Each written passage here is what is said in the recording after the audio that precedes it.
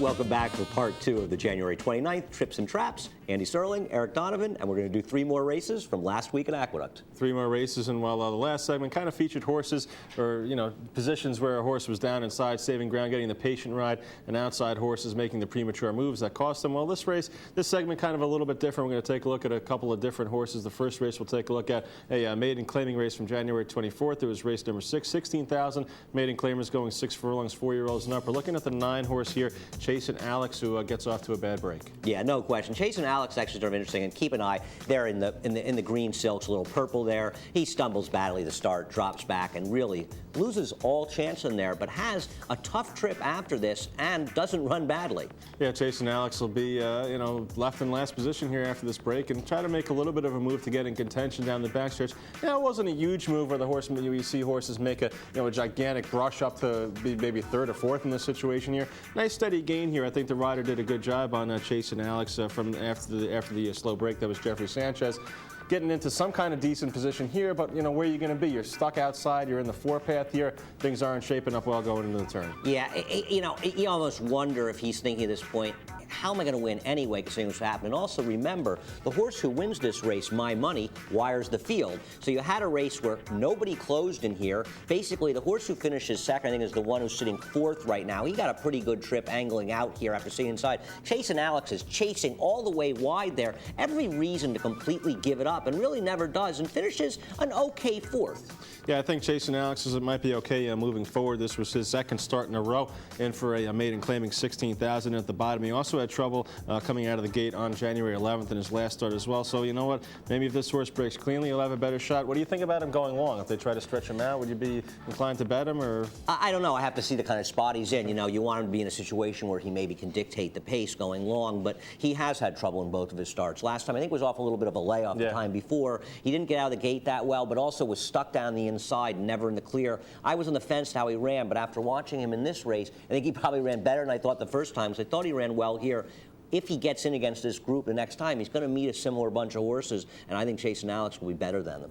Second race we'll take a look at is on January 24th, race number 9. This was a maiden claimer for New York breds, 15,000 the tags, 6 furlongs, 4-year-olds and up. We're looking at a couple of long shots in here that really ran just amazing races. The 6-horse Clonin and the 9-horse Battle Ready, both coming out of the gate in some good order here, but we're going to see Clonin get stuck with a wide trip and Battle Ready get kind of shuffled around on the turn. Right, and they're going to come together here, and we'll point them out. The 6 Clonin is in those white silks right in the middle of the picture, and right in front of him is Battle Ready, and as Eric pointed out, as we roll the tape, but Battle Ready will get himself into some trouble. Now, the rider does a lot of things right here, and it's Maitland Studer to no fault of her own. I mean, she's saving ground, she's sitting in a very good spot, she's doing the right things, and it ends up happening is she ends up, I don't know if she clips heels or almost stumbles. This horse has trouble. Clonin is leaving the picture in the back there. Clonin is a very interesting horse here. We're going to discuss more as the race goes on, because it's very possible he could have and should have won this race and would have been the put-over of the century. Yeah, Clonin was coming into this race off a bunch of, at least 30 length defeats here. We just saw the 9 Battle Ready steady around the turn, and we're going to see Clonin coming into the picture pretty soon. Remember, Clonin's in the white silks, and Clonin is going to be right there toward the outside as we pause it now. Obviously losing some key ground going around the turn here, and Clonin's going to actually close pretty well in this race. Only get beat 2 3/4. Right, and Battle Ready also, I mean, took advantage of the positioning, and this was to Maitland Studer's credit in here, but getting clipping heels probably cost this horse the race. But I'll tell you something, you don't even see Clonin yet in the picture. There's his head coming in the picture.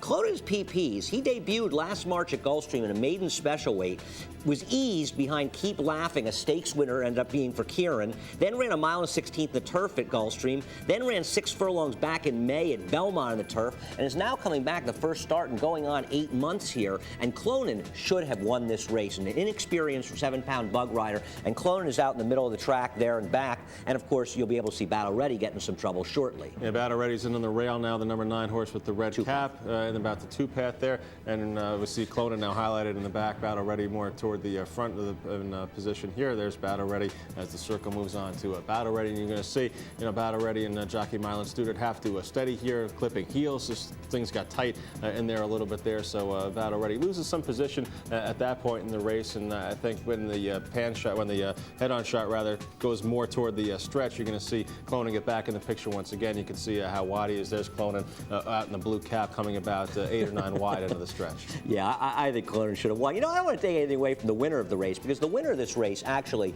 ran hard every step of the way, and that's BD's Phoenix. You know, you could argue that all things considered with the dynamics where the other horses closed from farther back, that maybe BD's Phoenix ran the better race, but Battle Ready could have won without that trouble. And Clonan was a horse who should have lit up the tote board at about $195 to win. 2 horses that'll be much shorter prices next time out. What do you think about that? You know, I don't know. It's hard. What do you do with a horse who's 90 to 1 Clonan? But he doesn't have the kind of connections where he's going to be 5 to 1 next time. I'll be interested to see who rides Clonan. Maybe some of the more experienced riders will be willing to take a chance on a horse who has those PPs after running as well as this horse did this week. One more race to go. This is the third race from January 25th, the Filly and Mare. Non-winners of 1 allowance, optional claimer, 4-year-olds and up. 1 mile and 70 yards the distance here. We're going to take a look at the number 2 horse in here, Bourbon MAID. You know, Bourbon MAID's just a victim of A, a wide trip, and B, pace dynamics in the race. No question about it. You know, this is a situation, and you'll see Bourbon MAID is being taken under a hold here. Now, we talk about this, and you know, sometimes you want to let the race develop in front of you. It's not as though Bourbon MAID has shown no speed whatsoever in her PPs. They're in an absolute crawl fest in the fractions in this race. Where they go 25 and 50 and 2/5, and there's Bourbon MAID not even saving ground, 2 wide and being strangled. Yeah, just not going to get much better from here, actually, at this point. At least only 2 wide down the backstretch and around the second turn. Bourbon MAID will be 4 wide. But you can just tell, you don't even need to see the fraction in this race. You can just tell the pace is slow by looking at the front couple of horses. The riders both have hammerlocks in their horses. The 3, My Dinah, ridden by Jose Espinoza. The 6, One Step Ahead, ridden by Rajiv Mirage. 25 and 150, and just a shade under 50 and 2 for the half mile here in the pace of this race. So obviously, very slow pace to develop. And these horses that are running 1-2 now are going to be 2-1 at the finish here. Bourbon MAID 4 wide, getting into that position going into the far turn. Yeah, and there's no question that Bourbon MAID ran the best race. You know, and I laughed at Eric because I didn't like her at all going to the race, and I think that you actually liked Bourbon MAID in here.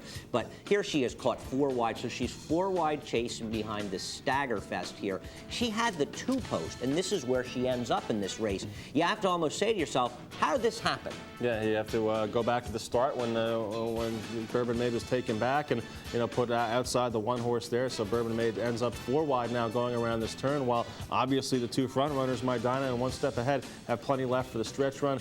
Bourbon MAID gets to make that chase 4 wide. I'm just a little surprised the inside couple of horses didn't run better here. The horses that are the number 1 horse, and I guess that's the number 4, Burning Calories, they saved the ground there. They didn't have any rally here in the stretch, but Bourbon MAID comes up with a good finish here, and I really think before the inner track stands out, Bourbon MAID's going to win at least 1 race here, maybe 2. If they set the same 6 horses in the gate again for a race, I think Bourbon MAID should be favored and she would win. Look, she ran remarkably well considering here, and you know, if maybe just sort of allowed to roll a little bit early, maybe the pace would have been a little bit faster, but she would have had better position in this race and not been so victimized, because the truth is she ran far and away, I believe, the best race. All right, that does it for both segments of Trips and Traps for January 29th. Once again, the email address here, tripsandtraps@nairainc.com. Andy and myself love to go through the emails here, some of your suggestions.